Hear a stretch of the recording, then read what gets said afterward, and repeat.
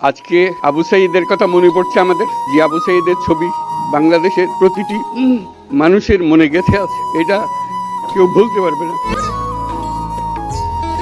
কি অবিশ্বাস্য একটা সাহসী যুবক বন্দুকের সামনে দাঁড়িয়ে আছে, এবং তারপরে থেকে কোনো যুবক, কোনো যুবতী আর হার মানে নাই, সামনে গিয়ে আছে এবং বলছে যত গুলি মারো, মারতে পারো, আমরা আছি। তো যার কারণে এটা সারা বাংলাদেশ জুড়ে এই আন্দোলন ছড়িয়ে গেছে, এবং যার কারণে বাংলাদেশ এই দ্বিতীয়বার স্বাধীনতা অর্জন করলো। এই স্বাধীনতাটা আমাদেরকে রক্ষা করতেই হবে, শুধু রক্ষা করা নয়, এই স্বাধীনতার সুফল প্রতিটি মানুষের ঘরে পৌঁছাতে হবে, তা না হলে এই স্বাধীনতার কোনো দাম নেই।